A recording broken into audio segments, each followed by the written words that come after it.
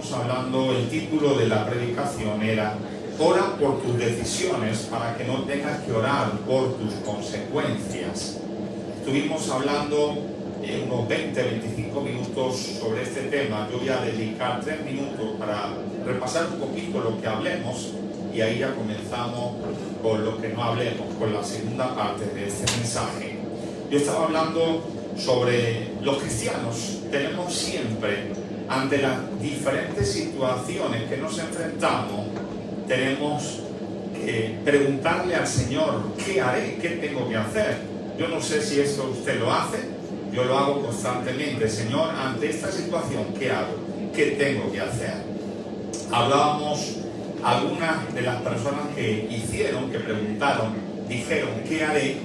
Pero lo hicieron mal hecho. Y ahí hablábamos de aquel hombre rico, usted luego lo puede leer en Lucas capítulo 12, versículo 16 al 20, que él tenía un grande problema.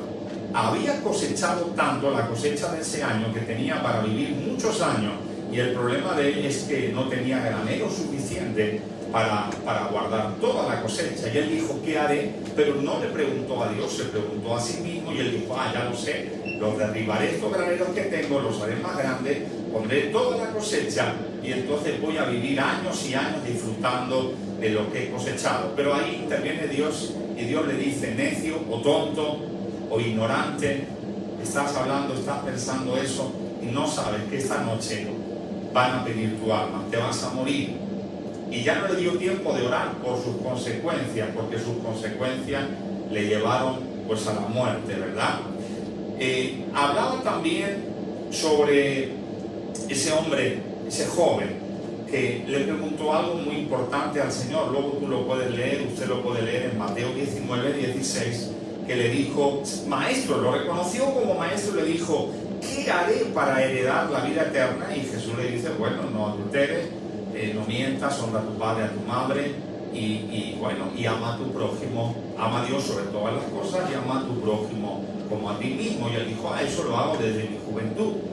El joven desde su juventud lo está haciendo. Bueno, y Jesús le dice, vale, perfecto, pues todo lo que tienes lo vendes y se lo das a los pobres. Y entonces dice que se alejó, porque eran muchas las pertenencias que él tenía, y entonces pues él no estaba dispuesto a venderla.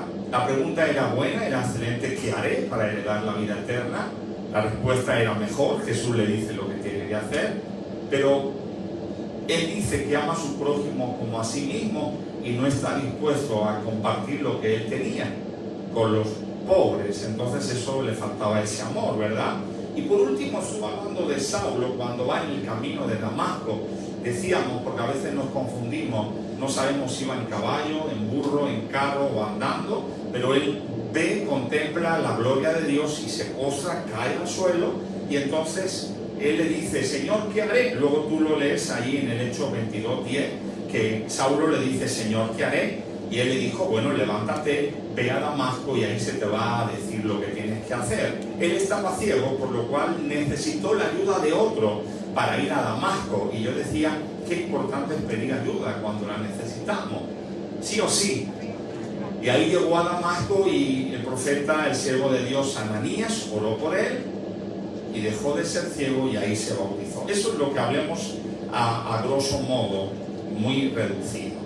Vamos entonces también sobre la segunda cuestión que yo planteaba. La pregunta es, ¿qué haré? ¿A quién le preguntamos? Pero ahora la pregunta es esta, ¿a quién le preguntamos? Porque ¿qué haré? Aquel rico se preguntó a sí mismo, el otro le preguntó a Jesús, pero no hizo caso. Y ahora la pregunta que yo te hago, ¿a quién preguntamos? Cuando tenemos un problema, ¿a quién preguntamos? Vamos entonces a orar unos instantes en esta mañana. Padre, te hemos alabado, te hemos adorado, hemos disfrutado en tu presencia a pesar de los inconvenientes. Ahora queremos compartir tu palabra y yo te pido que me uses nuevamente para hablar a tu pueblo, a tu iglesia. Tu palabra es bendita de por sí, pero yo necesito que tú me uses. Te doy gracias. En nombre de Jesús. Amén. Muy bien, yo decía algo, y perdóname que lo repita, que insista, pero ¿para qué le preguntamos algo si no estamos dispuestos a obedecer a la respuesta de Dios? Ahí lo dejo. ¿Por qué te digo esto? Porque el joven le preguntó algo a Jesús importantísimo, la vida eterna, ¿qué tengo que hacer? Pero cuando Jesús le dice el camino a seguir, no está dispuesto. Y a veces nosotros le decimos, Señor, ¿qué hago? Esto o lo otro. Y el Señor nos dice, haz esto. Y como no estamos de acuerdo, preguntamos a otras personas, otras voces, y al final hacemos lo que se nos da la gana.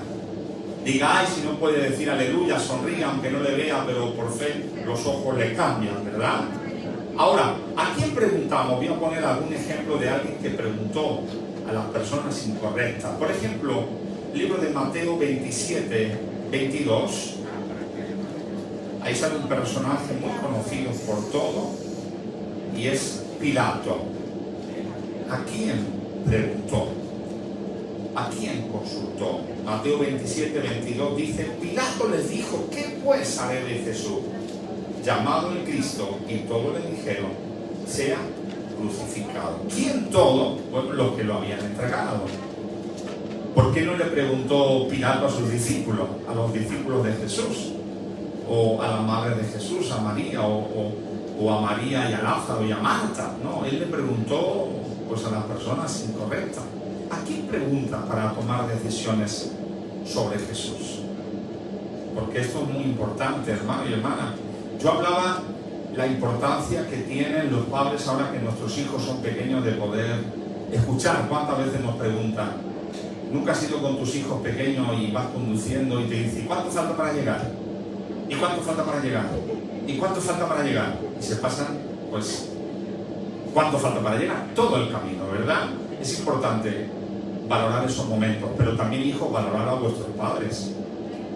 Porque yo ayer hablaba de que los padres tenemos que valorar a nuestros hijos en esas edades.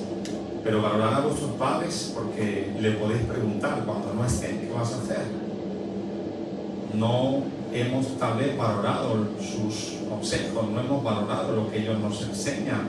Y es importante tenerlos en cuenta. Amén. Muy bien, ¿a quién preguntó Pilato? Bueno, le preguntó a la gente incorrecta. ¿Por qué? Porque tenía un conflicto. La presión le llevaba a tomar una decisión equivocada. Cuidado con la presión. El enemigo es especialista en presionar a las personas y también traer presión sobre los hijos de Dios. ¿Para qué? Porque ante la presión tal vez actuamos sin pensar lo que estamos haciendo. Hablamos sin pensar lo que decimos. Primero hablamos y luego pensamos si eso era lo adecuado. ¿Cuántas veces decimos una palabra ante la presión que luego ojalá no le hubiéramos dicho, ¿verdad? ¿Cuántas veces herimos por la presión que recibimos y resulta que cuando estamos tranquilos y decimos, si esto no es para tanto, pero hemos tomado una reacción inconversa? ¿Y qué hizo luego Pilato? Mateo 27, 24, viendo Pilato que nada adelantaba, sino que se hacía más alboroto, tomó agua, se lavó las manos delante del pueblo, inocente soy yo de la sangre de este justo, allá vosotros. Pero se lava su conciencia eligiendo a Barrabás y entregando al maestro. Qué fuerte, ¿verdad? ¿Cuántas veces nosotros entregamos al maestro y escogemos otras cosas? Porque amar a Dios sobre todas las cosas es amarlo por encima de todo. Yo estoy dispuesto a dar mi vida por mi nieto, pero por el Señor no lo sé.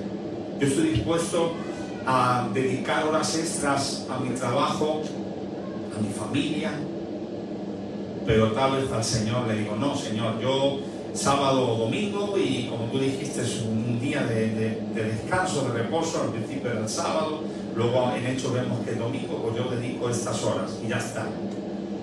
¿Cuántas veces cambiamos, entregamos a Barrabás a la libertad y entregamos a Jesús a la cruz? ¿Y qué hacemos? Nos lavamos las manos.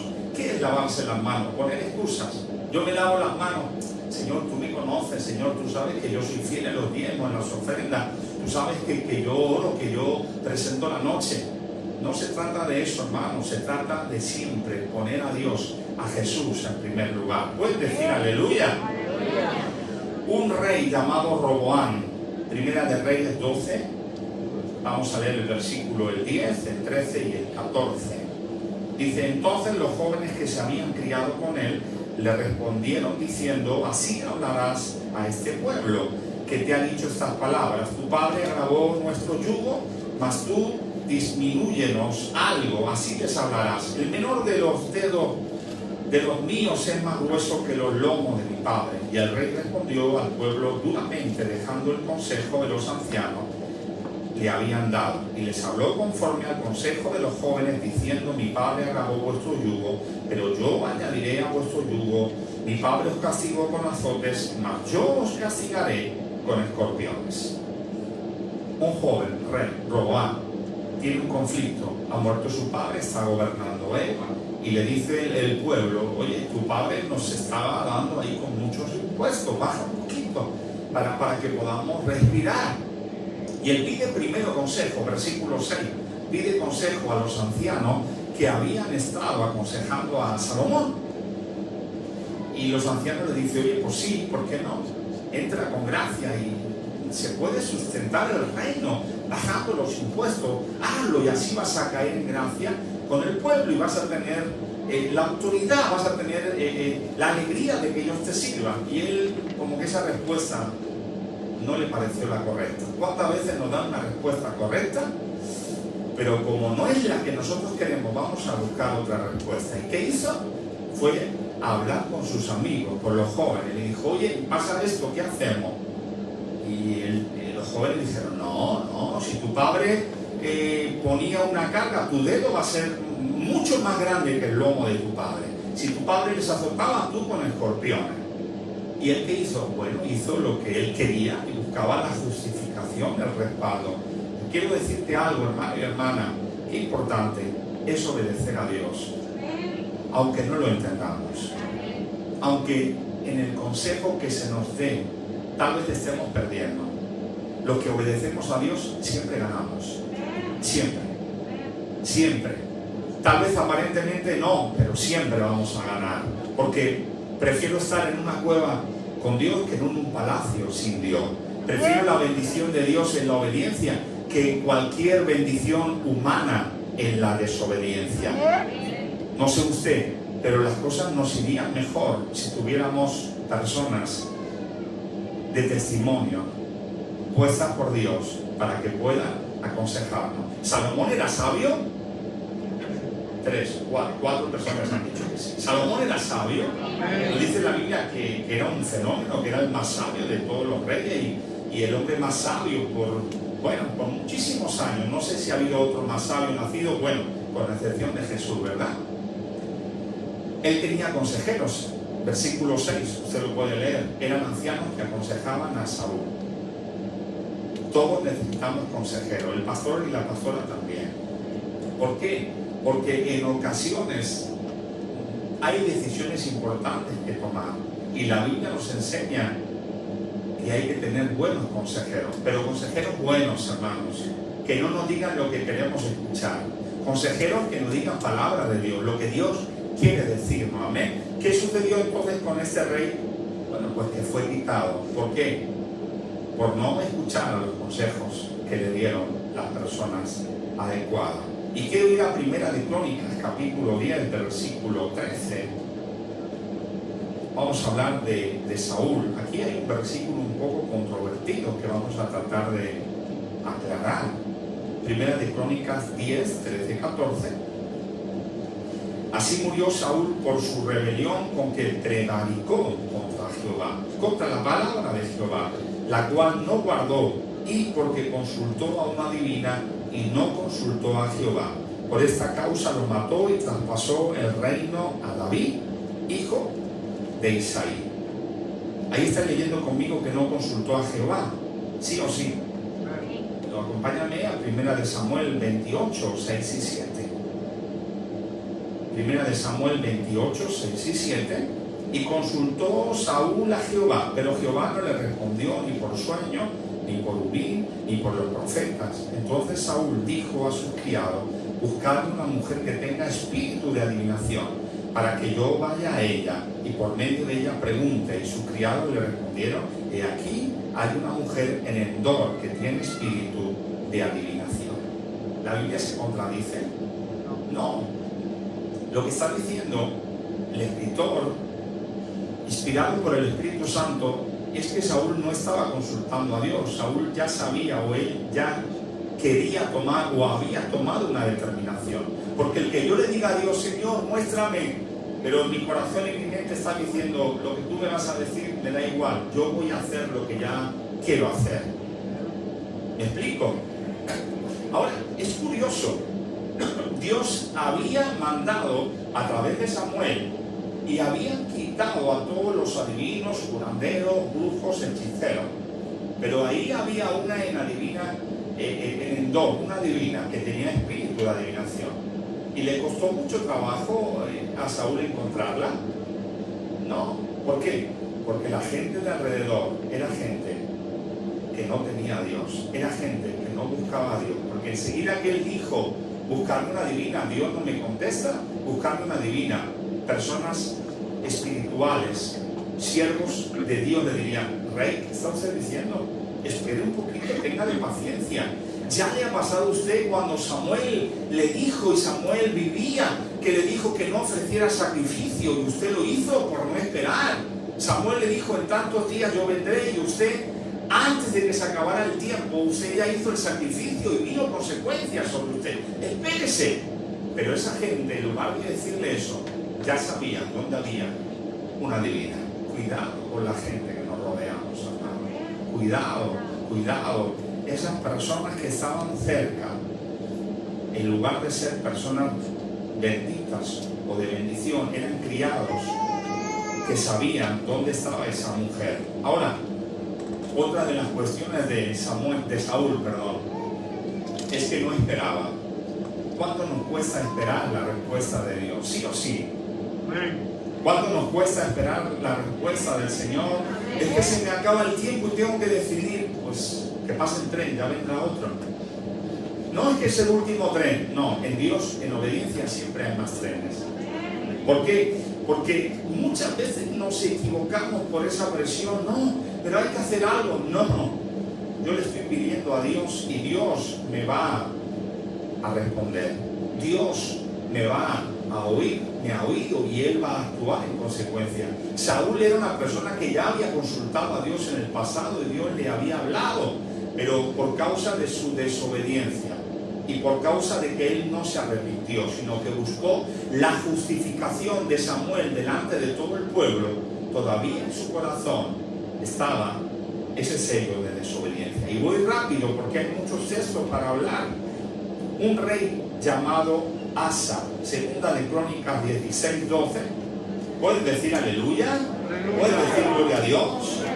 Los que estén durmiendo se despiertan y dicen amén. Segunda de Crónicas 16:12. En el año 39 de su reinado, Asa enfermó gravemente de los pies y en su enfermedad no buscó a Jehová, sino a los médicos. Y durmió Asa con sus padres y murió en el año 41 de su reinado. Mira la versión Nuevo Lenguaje Actual, nos dice: a los 39 años de su reinado, Asa enfermó gravemente de los pies. Sin embargo, tuvo más confianza en los médicos que la ayuda que Dios podía brindarle. Y aún hay otra versión, la BHTI dice: el año 39 de su reinado, Asa enfermó gravemente de gota, pero tampoco en la enfermedad acudió al Señor, sino a los médicos. ¿Es malo ir a los médicos? No. ¿Cómo va a ser malo? Dios ha establecido la medicina para ayudar al hombre en su enfermedad. Ahora, el problema es cuando yo busco la ayuda de los médicos y no busco su ayuda. He puesto 3 versiones y hay más, he leído más, pero me parece bien claro. Él no confió en Dios, sino confió en los médicos. ¿En quién confiamos nosotros? Yo tengo que confiar en Dios. Y cuando yo veo a un médico siempre le digo: Señor, pues mira al médico, el doctor, la doctora, Señor, guíalo, dirígelo. Porque a veces vas a un médico y te dice una cosa y vas a otro y te dice otra, y te arreglan de un lado y te estropean de otro, y es así, sí o sí. Entonces, yo tengo confianza en los médicos, en la medicina, sí, pero mi máxima confianza está en Dios. Asa no. Asa confió solamente en los médicos y murió de la gota. Qué fuerte. En la traducción BHTI dice que murió de la enfermedad de la gota. Vaya con la gota, se lo fulminó al rey, ¿verdad? Muy bien. Ahora hemos visto a quién preguntamos mal hecho, pero vamos a ver también a quién preguntamos bien hecho, a quién consultamos. Nos dice Marcos 1, 40, 42. Marcos 1, 40, 42 nos dice que vino a él un leproso rogándole, e hincada la rodilla le dijo: si quieres, puedes limpiarme. Y Jesús, teniendo misericordia de él, extendió la mano, le tocó y le dijo: quiero, sé limpio. Y así que él hubo hablado, al instante la lepra se fue de aquel y quedó limpio. Impresionante. Este leproso, de nada le servía ir a los médicos. Su enfermedad en esa época no tenía cura. El leproso era leproso. Y Jesús hizo dos cosas importantísimas. Una sobresale, que es, lo sanó, sí o sí. Pero la segunda, para mí, aún tiene mayor importancia. Lo tocó. Ese hombre leproso seguramente llevaba meses o años, no sabemos el tiempo de su enfermedad, que nadie le había dado un abrazo, que nadie le había dado la mano, que nadie le había tocado. ¿Por qué? Porque me imagino, con la lepra que tenía, al verlo, la gente tenía miedo. De hecho, según la ley, tenían que ir con una campana o haciendo ruido, con una manta que se viera a lo lejos, o una ropa que la gente, cuando él llegaba a un pueblo, tenía que golpear ahí para que la gente se apartara. Era un desechado. Sin embargo, ¿a quién acudió? Acudió a Jesús y le dijo: Señor, si tú quieres. Qué importante es, si tú quieres. Esa palabra es tremenda, tiene que ser en nosotros, porque a veces le decimos: Señor, mira este problema que tengo, esta situación, por favor, haz tu obra, pero quiero, Señor, que lo soluciones ya. Y Dios dice: ah, vale, muy bien. Qué importante es decir: Señor, mira esta situación, mira mi lepra, mira esta situación, esta adversidad. Si tú quieres, si a ti te place, lo puedes hacer. Hermanos, gracias a Dios que no nos da todo lo que pedimos. De verdad. Si Dios nos diera todo lo que pedimos, muchos de nosotros no estaríamos aquí. ¿Cuántas veces le hemos pedido cosas al Señor y Él no nos las ha dado, y sin embargo han sido la mayor bendición que hemos podido alcanzar? ¿Pueden decir aleluya? Muy bien, qué importante. Quiero hablar de un hombre llamado David, y ya estaremos con la conclusión de este mensaje. David era un hombre que constantemente consultaba a Dios, constantemente.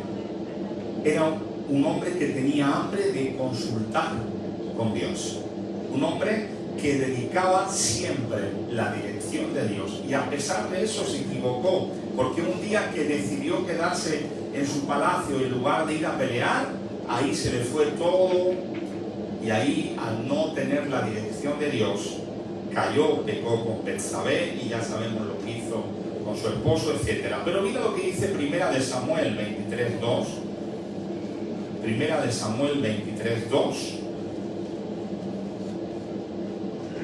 Dice: y David consultó a Jehová diciendo: iré a atacar a estos filisteos. Y Jehová respondió a David: ve, ataca a los filisteos y libra a Keila. Lo dice también Segunda de Samuel, luego si quieres lo miras, 5:19. Entonces consultó David a Jehová diciendo: iré contra los filisteos, los entregarás en mi mano. Y Jehová respondió a David: ve, porque ciertamente entregaré a los filisteos en tu mano. Cuando tú, cuando yo, cuando nosotros buscamos la dirección de Dios, Dios está con nosotros, hermanos. Porque cuando yo antepongo su voluntad a la mía, cuando yo antepongo la obediencia a Él ante mis propios deseos, Dios está conmigo. Por eso dice Segunda de Samuel 5:10. Y David iba adelantando y engrandeciéndose, y Jehová, Dios de los ejércitos, estaba con él. Nos dice también Primera de Samuel 18:14. Y David se conducía prudentemente en todos sus asuntos,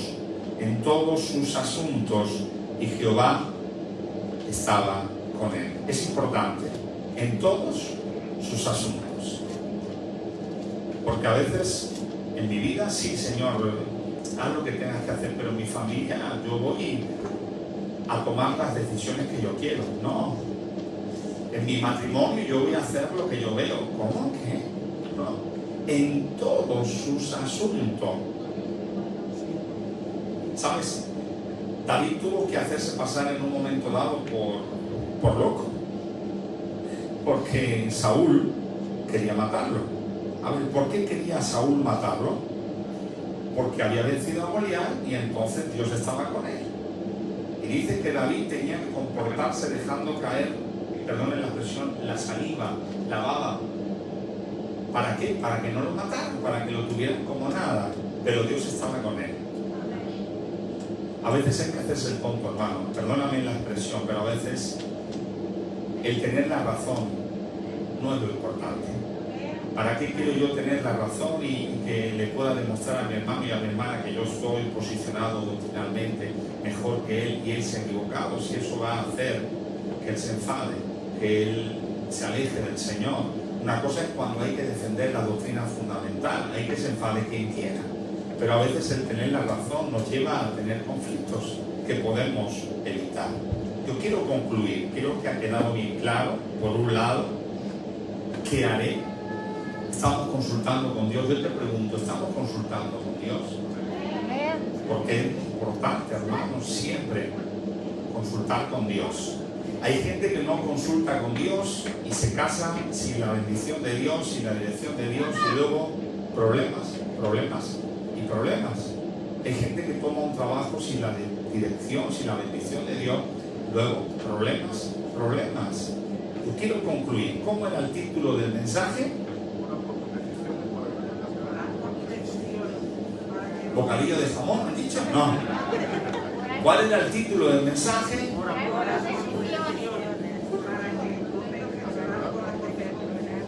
Muy bien. Ora por tus decisiones para que no tengas que orar por tus consecuencias. Salía esa situación, esa frase tan dolorosa, al mismo tiempo tan importante. ¿Para qué le preguntamos a Dios lo que tenemos que hacer? Si ya hemos decidido lo que vamos a hacer. Es que es así en muchas ocasiones, hermano. Queremos la justificación de nuestros errores y Dios no es partícipe. No, es que me ha dicho esto fulano, fulana, pero ¿qué dice Dios? No, Dios dice lo contrario, entonces. Porque hay gente que dice, pastor, mira, he conocido a un chico muy guapo, 1,80 m, muy bonito, tiene un buen trabajo, tiene un piso, tiene un coche, el único problema es que no es cristiano, pero yo estoy orando por él, le gusta la música cristiana y hasta tiene una cruz puesta y yo quiero ser su novia. ¿Usted cómo lo ve? ¿Cómo lo voy a ver? ¿Qué dice la Biblia? Vamos a la Biblia. Pues la Biblia dice que no. Pero es que mis amigas, es que mi mamá me ha dicho que se va a convertir y entonces tendré mi piso, tendré mi coche, tendré mi dinero, tendré mi ropa. Pero ¿qué dice Dios? No, pero es que yo estoy orando que se va a convertir. Bueno, haz lo que quieras, atente a las consecuencias. Pero claro, viene ese chico que no es tan bonito, es cristiano 100%, pero que no es tan bonito y tiene algunos kilos de más, y entonces te reprendo, Satanás, esto no es de Dios, esto no. Claro, y lo mismo al revés.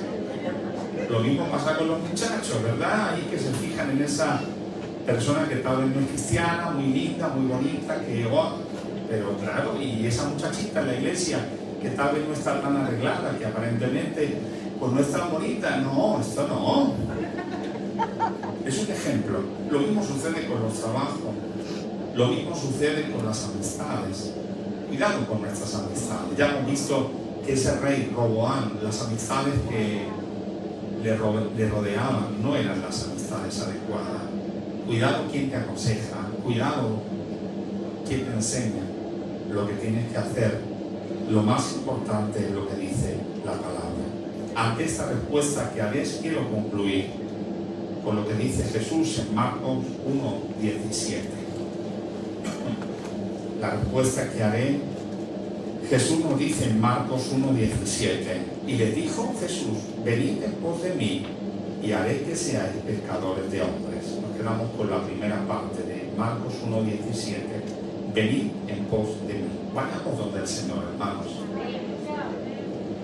Cuando yo voy con el Señor, cuando el Señor está conmigo, la bendición de Dios me va a alcanzar. Créetelo, cuando yo voy donde Él y le digo, Señor, aquí estoy, el Señor se va a ocupar de nosotros, del presente, del futuro y de toda la eternidad. Por eso Mateo 11:28 dice, venid a mí todos los que estáis trabajados y cargados, y yo os haré descansar. Si estamos cansados, no descansemos en las cosas del mundo. Si estamos cansados, no estemos rodeados de todas esas cosas del mundo que al final no nos dan descanso. Vayamos donde Él. Oramos en esta mañana. Padre, te damos gracias porque hemos podido alabarte, hemos podido adorarte, hemos podido ensalzarte. Gracias por tu palabra, Señor, que nos hace bien. Ayúdanos a ir donde ti. Ayúdanos a obedecerte. Ayúdanos a pedir consejo a las personas que tú has puesto a nuestro lado, que tú has establecido para guiarnos, para dirigirnos. Señor, que esta palabra sea una palabra que sea viva en nosotros y que si tal vez en el pasado no hemos tomado las mejores decisiones, a partir de hoy podamos decirte a ti, ¿qué haremos, Señor? Y cuando tú nos digas lo que tengamos que hacer, lo hagamos, aunque tengamos que esperar un tiempo para que tú nos hables, que no nos adelantemos, sino que escuchemos tu voz y que actuemos en consecuencia. Gracias por esas personas también que tú has puesto a nuestro lado para aconsejarnos, también para ser ejemplo para nosotros. Te damos gracias. En el nombre de Jesús. Amén.